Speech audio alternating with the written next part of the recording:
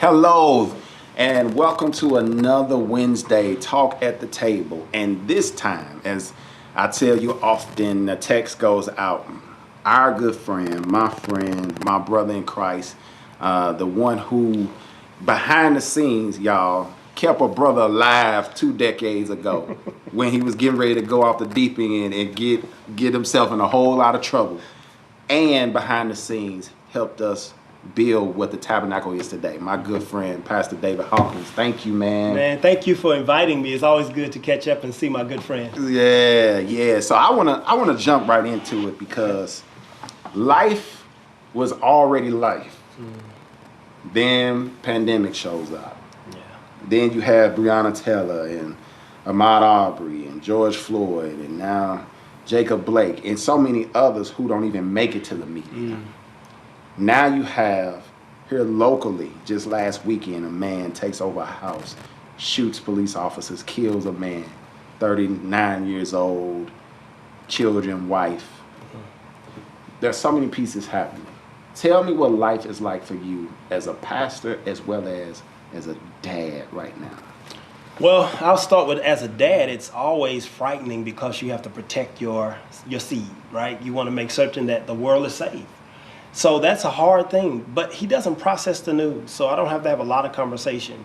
But I try to create an environment that's safe. That's the big thing. I think every parent wants their child to be safe and to grow up in an environment without those restrictions of race and politics and prejudice and inequality. Yeah. So I think that's always going to be a battle. I don't think we're going to get over that battle. My whole goal is to launch him into the stratosphere so he'll be able to navigate his own life. As a pastor, I think that adds a level and a layer that, thank God, I've had enough years in it to understand that you have to be able to chew bubblegum and clap at the same time.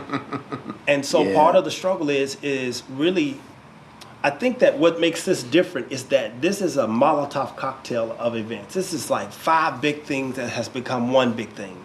So that's the hard part, because you don't know when it's the beginning and when it's the end.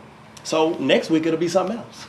It used to be that back in the day you can anticipate 2 major calamities a year, typically a hurricane and something with somebody. Yeah. Now, man, it's every week. So part of it is thankfully leaning on the sovereignty of God and having a strand of faith that allows me to see God as an overcomer and me as an overcomer through Him. Now that might sound a little bit fluffy, but it's my resolve. Yeah, man. You know, so. Yeah, I think you're right I know you're right because you don't make it through times like these on your own. Yeah.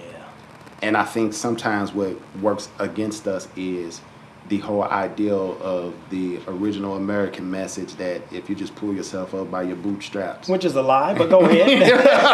And you work hard enough. Which is a lie, but go ahead. You're going to make it through and you're going to be all right. Which is a lie, but go ahead.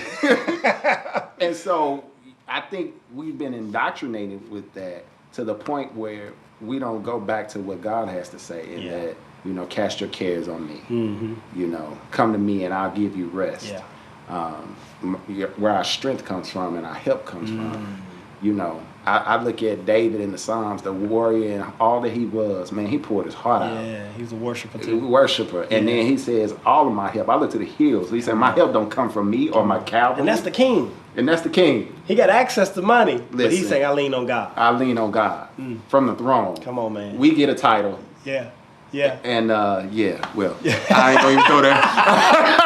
We get a title, we get service. So. Yeah.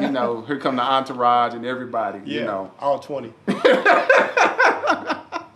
One for every book and Bible that we got. However, so you're right, it is that. So it's really not fluff at all. It's the truth, which I think people need to hear in this season, which leads me to something I want to ask. How is preaching for you now? Yeah. In all of this, because like you said, it seems like every week something else is happening. Well, preaching in general with the pandemic, I miss the people. I miss the energy of gathering. I think we all do. And let me just say this to people who are wanting pastors to figure out if we should gather or not gather. No one misses the elements of church more than a pastor. Listen.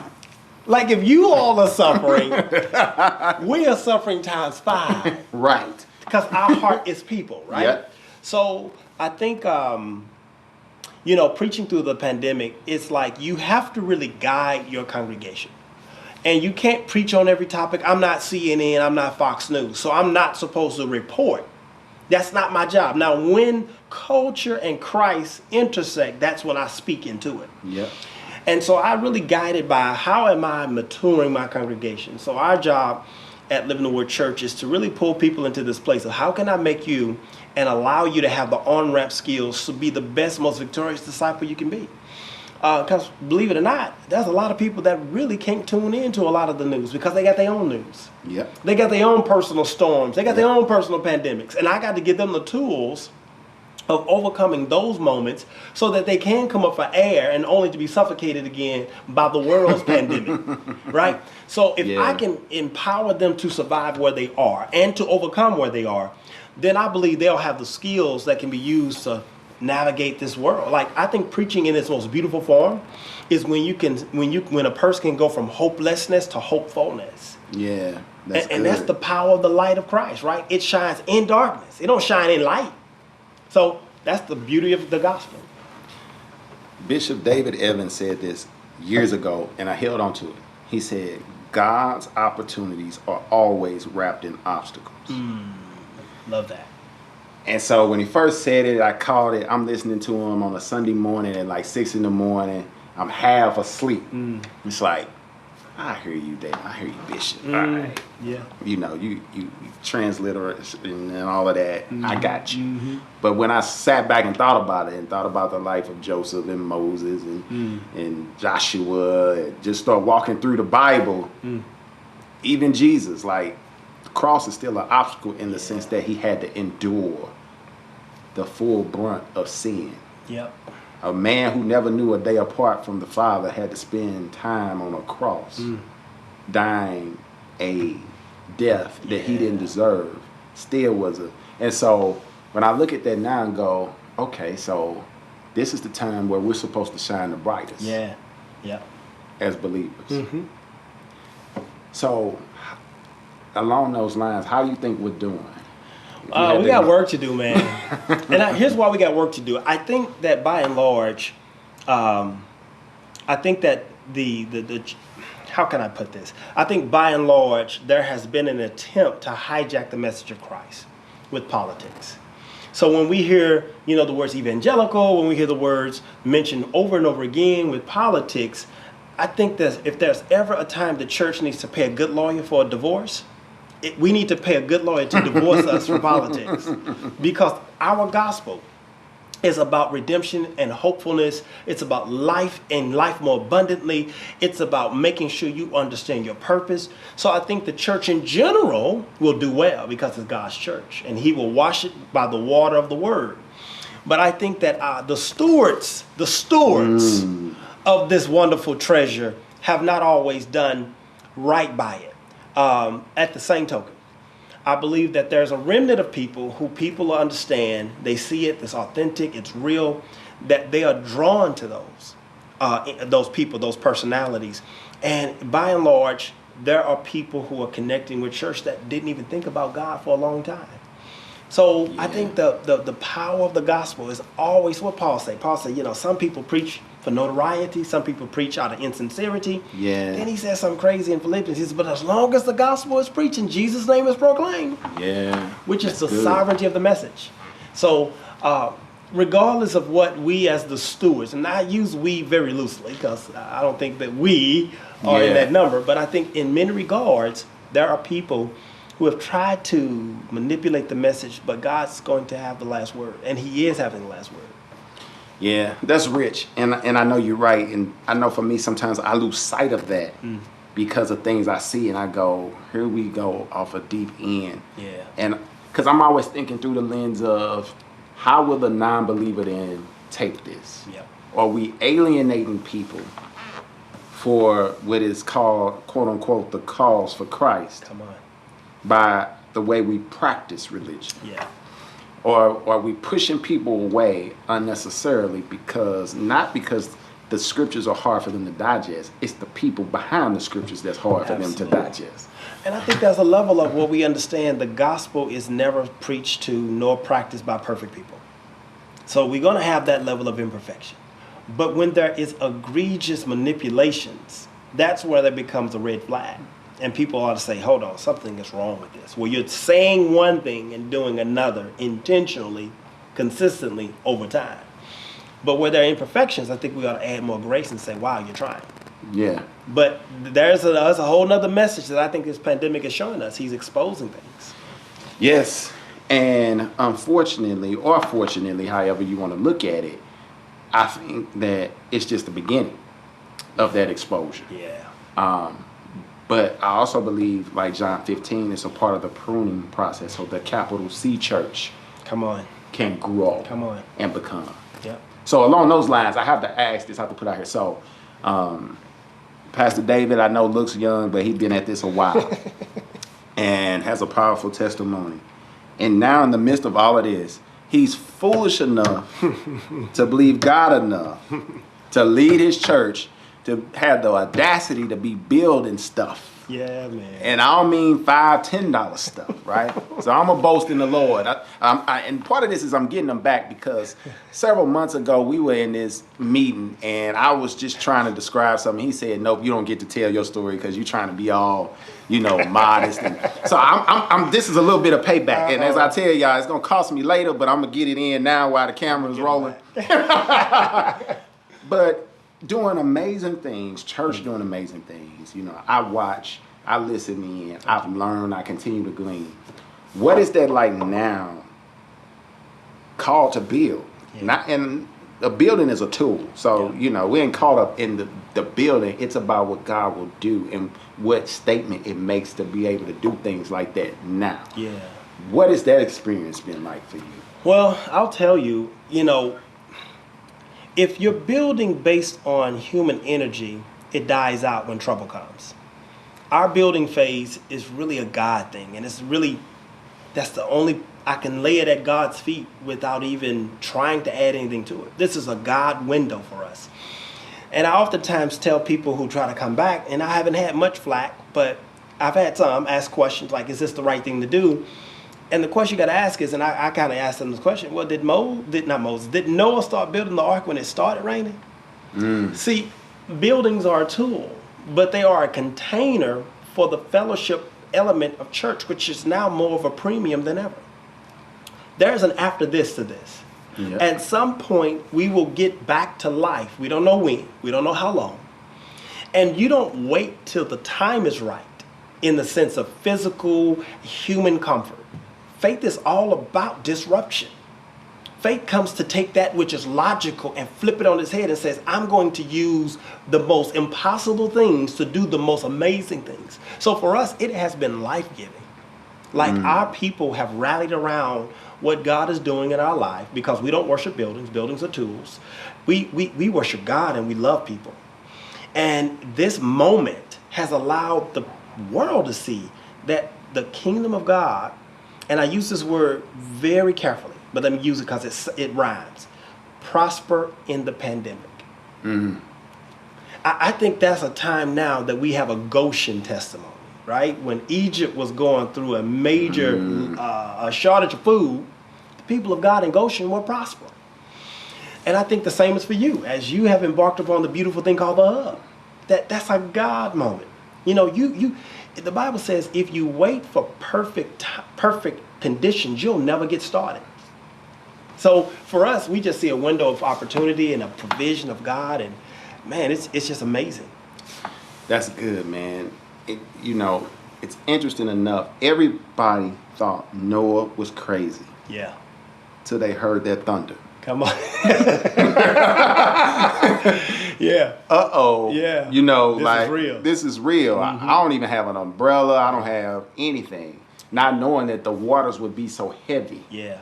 That none of those things would protect them for what was getting ready to happen. Mm-hmm. And I think you're speaking to something powerful. We don't know the wind, but we know there's an other side of this. There's another side to it. And we don't know what that other side is going to look like. I'm going to tell you what it looks like. Revival. I think God is about to send. So when we hear the word revival, let's take church out of it. And when I say church, let's take what we've known revival to be. Oh, come on, man. I need 3 nights. Exactly. Hold on. I need one night to get warmed up. Second night, I'm feeling it. Third night, I'm going for it. Third night, you resurrecting folks. I'm resurrecting. Right. I got the mic in my hand. I'm all the way there. So you're going to take everything away from me that I know about revival. Now I'm in trouble. Okay. Finish. Let's take that stylistic bent away from the word revival, and let's put revival as to what it really means. It means that which was dead now comes alive. It means that God awakens the heart of people who are far from him to get close to him. We call that salvation. I believe that there's going to be a major, and there is now the foundation being laid for a major awakening. And I think people, men, women, boys and girls everywhere are going to say those questions that we often repeat colloquially when it comes to church. Yeah. What must I do to be saved? I think that one of the negatives to prosperity, and I think America's a prosperous nation, is that you get options. You get to kind of inebriate yourself from responsibility. You get to run from your soul crying out for more. You get to medicate for years. And you'll be 60 years old saying, yeah, I guess I'll give my life to the Lord. I done had my fun and did all my thing. But the pandemic has shown us what happens when you're left to your own four walls. What happens when your mind is left to its own devices. Yeah, that's good. And so for me, I firmly believe that we don't have a building big enough to hold the people that God is about to send. Wow. So now that he done came inside the tabernacle and wrecked my whole vision, because I was planning revival on the other. As soon as the vaccine came out, it's going to be a 5-night revival. I'm going to host it myself. I'll be your armor bearer. Listen, and I was going to go for it on night 3, 4, and 5. We just going to let it all out. So, in essence, what you're talking about is what we were taught to pray in Matthew 6. Thy kingdom come, thy will be done on earth as it is in heaven. Yeah. And God not needing us, but deciding to choose us. Yes. To be the ambassadors by which the reflection of heaven would be in our earth. Yeah, yeah. To not just wait for us to get to eternity, yeah. but in essence, in a sense, eternity coming down to us. Yeah. And so that is things coming to life that are dead. Yeah. That's why it makes sense to make investments in places that people say you shouldn't, because that is the foundation of revival. It's a faith move, but here's the thing. We oftentimes have the greatest criticisms for leaders of faith, but we give the greatest amount of adulation and cheering onto the world. And I make that delineation. Yeah. In 2008, when there was the major recession that happened with the financial market and with the housing market, the owner of the Dallas Cowboys, what's his name again? Oh, Jerry Jones. Can't think of his name. Yes, sir. He started building the now multi-billion-dollar Dallas Cowboys Stadium because he had a vision. He had a vision that in 2008, yes, the markets are falling and everything is crazy and I don't know what's happening now, but I see the future. He knew that he would be a host site year after year for the NFL Super Bowl. He knew that he would be a marquee place in Dallas area where people will drive for miles and fly in to be a part of this community. He built a gathering space. Now, if he has enough vision that he does not even say is of God, but he has enough vision to see that in a pandemic, I'm going to provide for the future that I see after this, then I think we as prophetic leaders, we need to get and open the shutters of our eyes and say, what is God saying? What is God doing? And how am I preparing for it? Yeah, it's interesting you bring that up because for a long time, even when the Rams were in St. Louis, I was always a Cowboys fan. So when that stadium got apologies. Done, I'm sorry. I know. Go ahead. Sorry, sir. Yeah, it is what it is. May God be with you. Yes, he is. He's graced me. So when I'm sorry. Yes, he show you great mercy. Great mercy. When that facility was done in 2012, I got a chance to tour it. And not only did he build a gathering space, come on, it's got like 8 different entities in it that create revenue, and there's activity and all of that going on. All at the same time. I mean, you can buy a Ford truck in there, and some of the trucks that are in there are special and custom to that site. Like, you can't go to a dealership in Dallas and find them. Come on. You got to come to the stadium for that particular one. Makes sense to me. The Cotton Bowl offices are in there. The a store is in there that sells more than just Dallas Cowboy product. There's restaurants in there. I mean, it's ridiculous, right? Started in the pandemic. So could it be that what we call catastrophe is really the conduit to Christ wanting to do something that we haven't seen done? Eyes have not seen, ears have not heard. Pandemic is a push. Oh man, because it makes everything we idolize get knocked off the altar, right? Everything we put on, and we do it so easily. We are idol-making factories. Yeah, right. That's true. I believe that was John Calvin that said that we are idol-making factories, and all of that which we held to be near and dear to our heart. You said that you're living your best life. Well, you can't travel and live your best life now. You said that you are a boss. You are an boss. Well, if your business plan wasn't solid, it's not going to just simply survive and succeed based on the fluff of prosperity. Everything we idolize now is put to the test. Does it bow before God? Is God the Lord that we serve, or is that thing we had before Him? So now, man, it's really a choose you this day moment. Wow, it really is, and I know you're right. So let me throw this out then. So if pandemics and trials are really the breeding ground for what God wants to do, how then would you say we should prepare before they show up to be in better position for when they do show up? Well, I think part of it is, I think our discipline to the life of prayer needs to really become something. I believe that prayer is in season. And I think a praying church and a praying body of believers will see that fire fall. I don't think that this is meant for everybody. I don't think the revival is meant for everything that says it has church behind it. I think it's meant for the praying body of believers.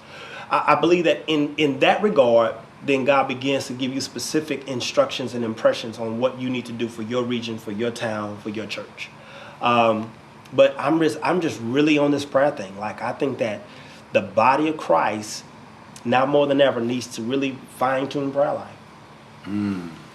So saying all of this, I have to go here then. So the other side of this is some of us in the church world will not move. We are waiting to go back to normal. We see this as a short interruption. Yeah. Not a disruption, as Carrie Newhoff talks about. And so, therefore, no matter how long it takes, I'm going to get back there. Yep.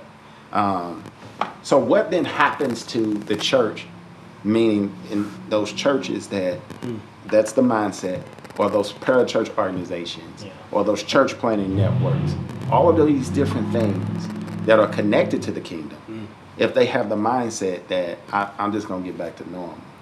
They will be washed away. I think that the church is the only place, and unfortunately the church is the only place that we actually celebrate antiquated, outdated things. We as the church people constantly are trying to go back when God is constantly trying to push us forward. So about 2 years ago, that was a whole group of pastors that said being on social media was of the devil. Right. Well, guess who on social media now? So we in this mindset, we want to always cherish what ultimately needs formaldehyde. We are literally a formaldehyde inducing minded place in the sense of old school, old things, old ways. So I think that this pandemic, one, it forced the hand of the church to become technological. Yeah. And it's never going away. No. Like the online presence of our imprint is never going away. And the moment you think you can go back to normal and that you can just let all those people that now are gathering around their phones, their tablets, and their computers and TVs, you can just let them figure it out now and they'll come to your church, that's foolish to think that. The church that thrives in this next era will be the church that is willing to hear God and adapt. That's why I said prayer life is important. Because we got to be the sons of Issachar. We got to sense and see and discern. Because this next move is going to be the move that really says my church will arise out of the ashes in a way like never before. Revival. So we're saying that I have to go here. We got a couple more minutes, but I have to go here. So with that being said, and I agree, I really do. It excites me, and I will tell you it also pains me. Here's why. Because I think on the other side of that is the church that unfortunately may die. Yeah. And the people connected to it, or that parachurch organization that may dissolve. How do we, with love and care, aid them into whatever it is God is calling next? Because they're going to come with wounds, they're going to come with hurts. I was having this discussion with someone else earlier today. They're going to come with wounds, they're going to come with hurts, they're going to come with what used to be. Yeah. And like you said, I agree with you. The church is the only place that if you let us, we'll still play an 8-track. Yeah. When MP4s exist. Come on, man. We'll still bang it out on a typewriter. Yeah. and you got the, you know, that white tape you put in there to make the correction. Versus an iPad. I mean, this is the only place we're gonna do that. Yeah. And so when we come with all those used to be's into where God is. Yep. What are your thoughts on how we handle that? Because it's going to be, I believe, a reality that we're going to have to contend with in the kingdom. When Elijah announced the famine of water, he said there'll be a drought in the land. We oftentimes read that from a very rose-colored view. That drought affected those who were the remnant too. Yeah. It didn't just affect Ahab and Jezebel. It affected even those who were sincerely serving Yahweh. Yeah. But they survived, because after the drought, we see that Elijah is told when he's about to give up, there are 7,000 that didn't bow a knee to Baal. Why are you thinking you're the only one? So the church will be affected by what happens in the world. But if we hold to God, God will give us strategy, and he'll give us insight. So the drought, the pandemic in this case, it's affecting all of us. It's affecting our customs, our behaviors, what we're used to, our reflexes. And it's doing it for a reason, because we wouldn't have never changed without the disruption. For now, for the first time in some pastor's budget line item in his church, it's a technology budget. Mm-hmm. For the first time in a pastor's line item is, okay, not a pastoral anniversary. So, nah, hold on.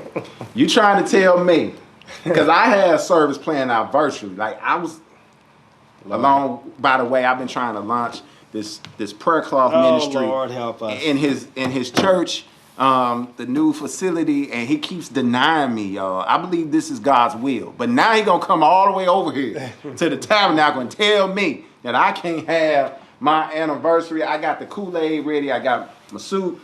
I got things lined up, and now that's a disruption. That's a disruption. I can deal with everything else. Yeah. I can put my hoop on hold, but not my anniversary. Yeah, so let's talk about that. Everything that we held to be traditionally true and things that we gave a pass to as holy.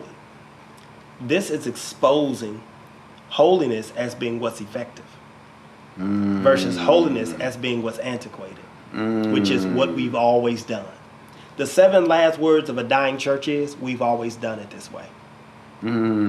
So now the church and the people of God, for the first time, where we would call technology the devil and phones the enemy, now you got bishops 80 years old putting the phone in front of their face talking about welcome people of God.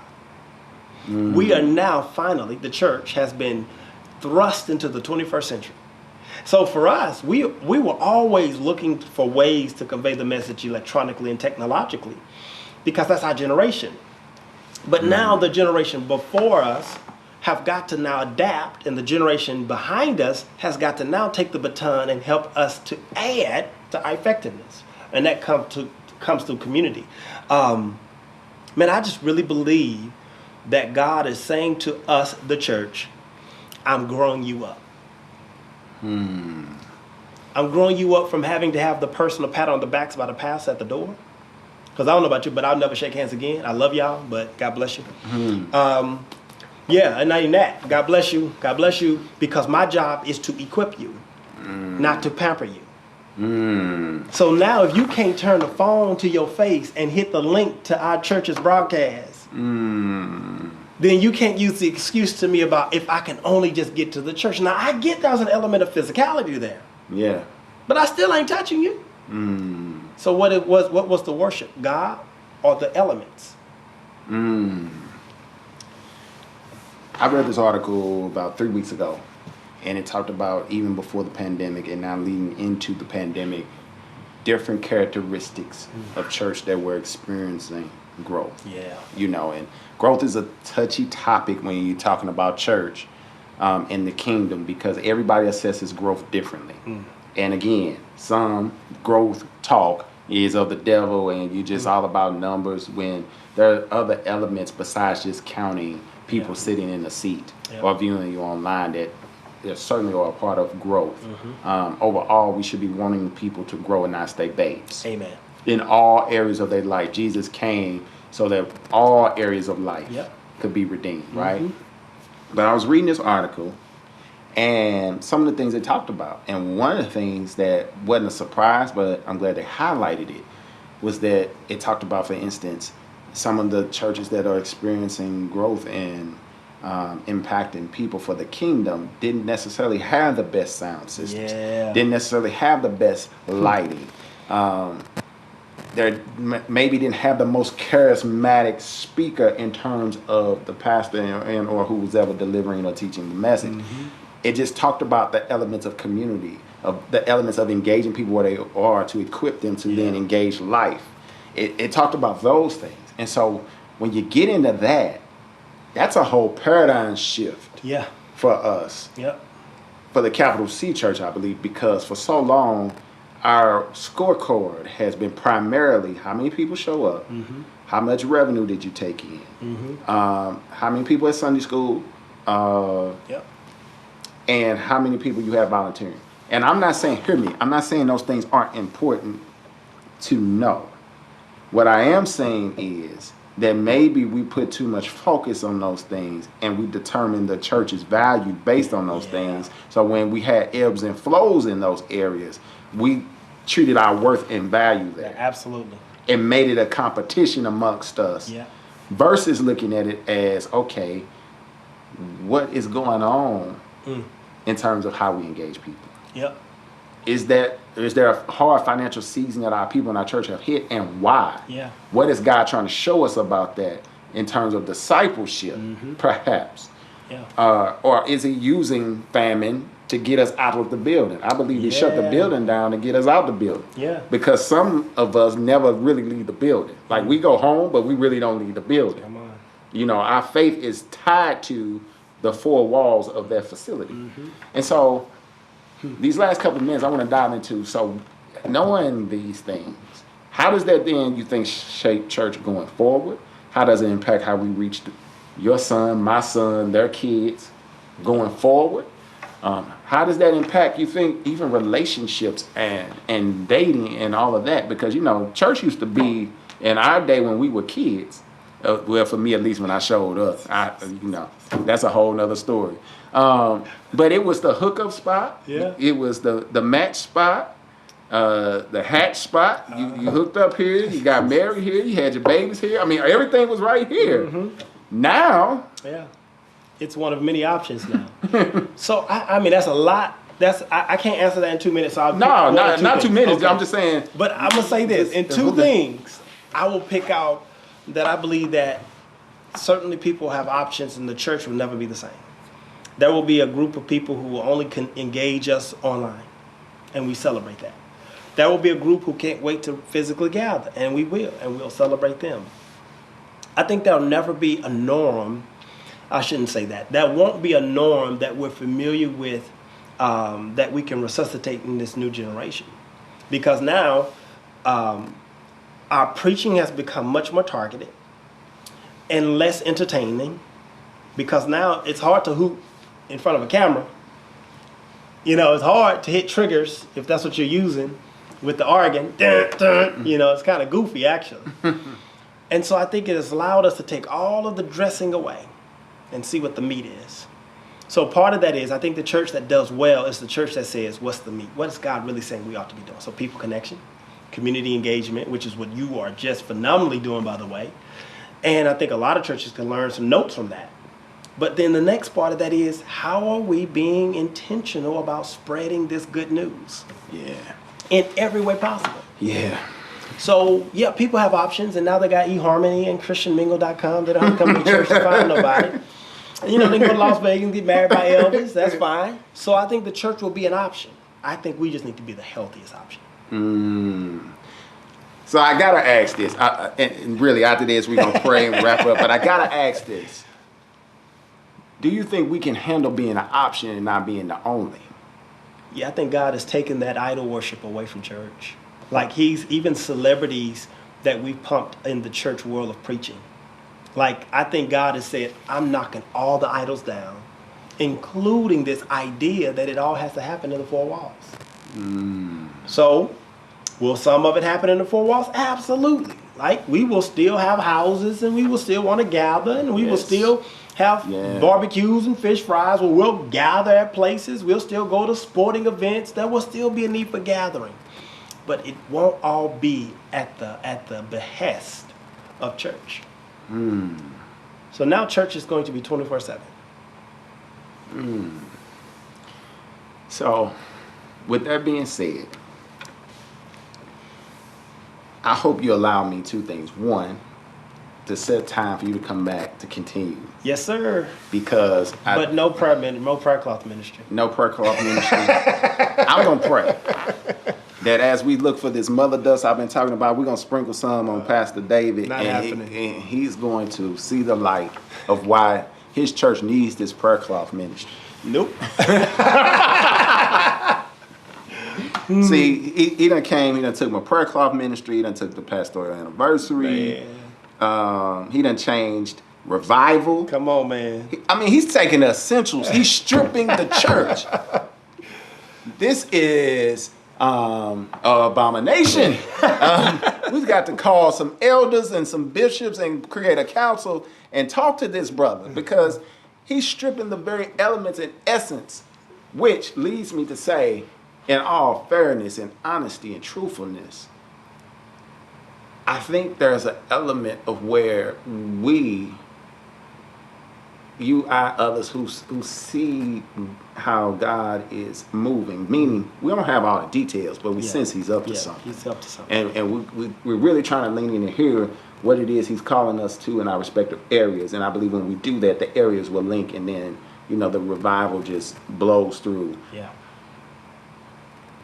There are, though, those who I think will have to walk alongside of, who will be wounded as leaders. Yeah. Because the essence for them is being stripped away. Yeah. Has been stripped away. Yep. And I don't believe it's necessarily throw them all away. And though I do believe it's a willingness, and not just leadership. People who, church babies, all of that. There is an element of wanting to choose to live in the season of now. Yep. Or are you going to live in the season of then? There is a choice. God didn't make robots. Right. We will have to choose. But I do think there's an element of healing and things that will. So that's the second time you brought this up. I didn't answer as specifically the first time because I missed that part out because I got into talking about God is doing a different thing, right? Yeah. So I do believe that there needs to be a level of, one, church mergers. I think that those who might find themselves caught behind the 8 ball in this season need to really find partnerships in other churches. That we become better and bigger as one versus everyone doing their own thing. Like I believe that before pandemic. Yeah. But I really think this is going to expose, okay, if you have been knocked and hit and pushed and left to the side, whether it because of this pandemic or whether it was before and you were on a life support system, consider humbly coming alongside another church and pastor saying, let's do this together. Let me take the second seat, and I'm willing to support your vision now and pour these resources that I have from this church into this church because I believe in the vision. I think there needs to be more conversation like that, but that takes a lot of eradication of pride. I think the second reality is that there will be, if the leader don't make those decisions, the people are going to make those decisions. Their feet will do the voting. They're going to go to places where they can be whole and healed. And churches, everyone wants to be connected to progress or progression and success. Yeah. So they're going to vote by their feet. So not us, and like I'm the depot or you're the depot, but I think the church has got to be prepared to embrace those people, to see new faces. And I think leaders, if we're going to make a big move, I think leaders need to consider one or two options: church mergers or church sponsorships. Yeah, and I know you're right, and I'm making the faces I am because I know what you're saying is true, and I'm being asked more by people. So tell us more about your church, and I know what they mean when they ask that. Different families, singles, etc. So you're right, I know it.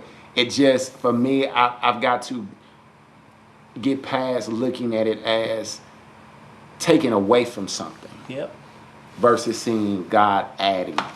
And it being about the kingdom. Because if I believe in the kingdom, which I do, that encompasses all things, it includes even these kinds of moments. It's a hard moment, man, but if we're going to do something well, even for family, I think family in this season needs to become much stronger. Because we're going to need to lean on a strong family unit to push this revival to the next generation. Yeah. So. Yeah. Well, look, I thank you, man, for coming. Appreciate you, brother. Thank you all. Again, you just don't know how much he has meant to me, to my family, to my wife and I. Living the Word Church, thank you for your pastor and for his heart and for sharing him to pour into those of us who are willing to listen, because we continue to glean and learn from y'all. So here's what I want to do. I won't even say last 60 seconds because that wouldn't be truthful. I want you to take a moment and look in that camera and close this however you see or sense God leading you, because I sense there's a moment here where somebody's going to watch this. Yeah.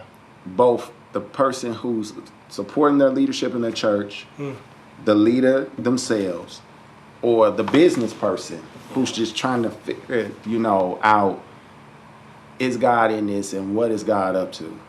And I want to just leave room to speak to that. And I hope this whole thing speaks to you. And this is, by the way, let me just put this out here. This is not about the takeover moment, meaning where we're saying, nope, this church and this church going to take over all the, and God. No, this is not about consolidating to make something bigger for self. This is about how do we deploy what God has given to the kingdom in the best way. It's about stewardship. How do we do it and do it well? So with that, man, I'm backing out the way. Whatever you want to say to that camera in this moment, and close us out. Well, what I would say to those who are listening and those who are tuned in is really a simple 3-word sentence. Don't give up. These times are difficult and we get it, but the best is yet to come. And if you could endure this season and this time, you get to see the reward of the suffering and the discomfort and even of the uncertainty. Tune more into God and less into what's happening in the world, because the world is going to always be a chaotic place. Tune into what your spiritual leadership is saying, because that is the prophetic voice that God put on the earth to speak us through the dark times. Don't give up. The best is yet to come. Thank you, man. And with that, I can't wait to do this again next week. You never know who I'm going to call or who I'm going to text or email, so be on the lookout for it. Take care, everybody, and God bless.